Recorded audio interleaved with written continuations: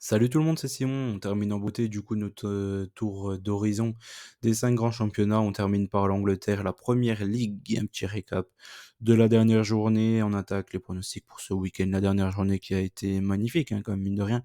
Parce que même s'il y a deux fautes, il y a quand même trois scores exacts. Donc c'est vraiment plus que bien. Notamment le derby mancunien entre City et United. City qui a totalement écrasé cette équipe de United, qui aurait même dû en mettre bien plus. Brentford-Chelsea, pareil, deux buts partout, l'over de 5 est passé tranquillement. Bon, Chelsea qui sont encore fait peur, même Brentford, ils auraient même dû gagner, hein, pour moi, au vu du match. Tottenham Crystal Palace, c'est passé, bon là un peu en transpirant quand même, mine de rien. Et puis Tottenham était mené avec un excellent coup franc d'Eze, une nouvelle fois, un super bon joueur. Donc voilà, il y a eu quoi d'autre? Arsenal a écrasé Sheffield. Burnley, Bournemouth au nul, c'est passé tranquillou. L'over de 5 à Villa, pareil, il y avait le BTTS aussi à choper là-dedans. Everton au nul. Everton ou West Ham, pareil. Heureusement que j'ai pas pris Everton au nul, justement. Parce que bon, ils ont encore fait une contre-perf en toute fin de rencontre, hein. C'est Sousa qui met un beau but et tout. Donc voilà, il y a Fulham ou nul contre Brighton. Newcastle, malheureusement, Wolverhampton n'a pas marqué contre Newcastle. Ça, pour moi, c'est quand même une grosse surprise. Je trouve que les loups, d'habitude, ils fonctionnent plutôt bien à l'extérieur. C'est une équipe de contre. Et contre cette équipe de Newcastle-là, j'aurais pensé qu'ils auraient pu marquer des buts. Mais on a bien vu que ils ont eu des gros problèmes défensifs, hein. Sur ce match-là, il y a quand même deux buts donnés cadeaux contre Newcastle. Nottingham, Liverpool, là, bon, le match-là, il aurait dû faire 0-0, clairement. Ouais. Liverpool, c'est un peu hold-up à la dernière seconde, ils ont rien montré sur le match, donc pas mal. Pas mal ici. L'over 1,5, malheureusement, non, du coup, c'est pas passé. Moi, deux petites douilles, enfin, deux douilles, entre guillemets, il n'y a pas eu vraiment de surprise. Quand on regarde les résultats à West Ham, c'est une surprise. Brentford, peut-être, c'est une surprise, mais bon, Chelsea, ils ont plus que le grand nom, on va dire. Et tout le reste, c'est juste normal. Sur les 5 grands championnats, ça fait 68% de réussite. Sur les 65 attendus, donc c'est pas mal. C'est pas mal. Encore une fois, la Ligue 1 qui a un peu plombé le tout. Mais bon, on commence à être habitué. La Serie A 50-50, c'était pas terrible. Mais bon, on peut leur pardonner vu tous les résultats très bons du côté de la Serie A depuis X temps. La première Ligue 8 sur 10, c'était très bien. La Bundesliga, une petite faute, c'était juste parfait. Et la Liga, c'était juste parfait aussi. Donc c'était plutôt un très bon week-end quand même, mine de rien, dans la globalité, hormis l'équipe de France, j'allais dire non, mais hormis le championnat français. Allez hop, on attaque pour ce week-end: Manchester, Everton, Bournemouth, Sheffield, Crystal Palace, Luton, Wolverhampton, Fulham, Arsenal, Brentford. Premier match, Manchester-Everton. Moi, Manchester, il me montre rien. Je les trouve nuls. Je pense que dans la logique, ils devraient remporter ce match-là.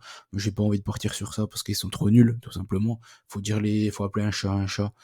C'est compliqué de trouver une pire équipe que cette équipe de Manchester en première ligue.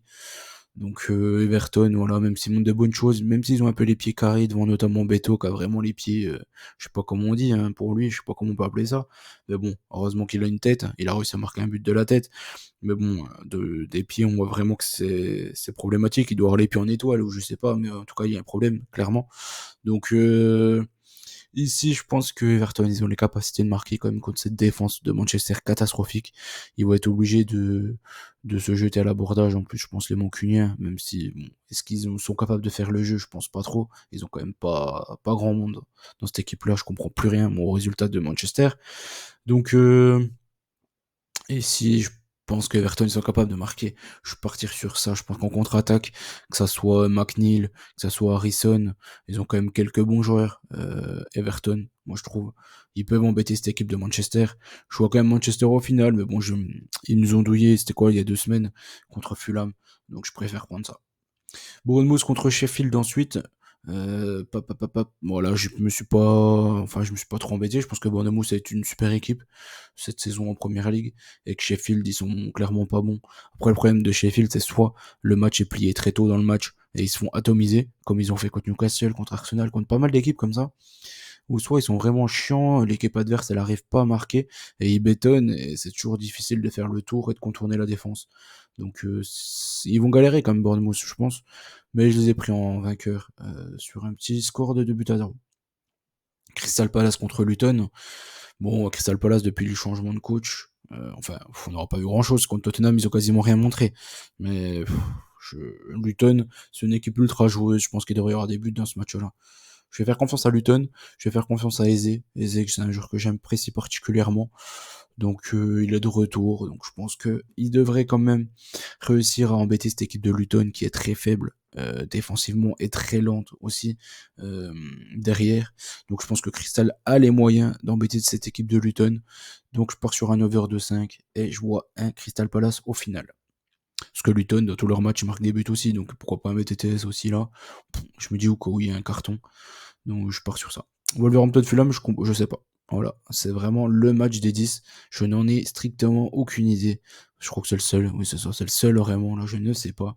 Fulham, ils font des bons petits matchs là. Il y a le petit Rodrigo, je crois qu'il s'appelle le gars devant là, qui enchaîne les buts actuellement. Wolverhampton, c'est pas terrible. C'est pas terrible. Je trouve là en ce moment, ils gagnent tout le temps ric-rac. Donc j'ai pris un under. Quand je sais pas, c'est soit un petit over 1,5, soit un under. J'ai pris l'under 3,5 entre ces deux équipes.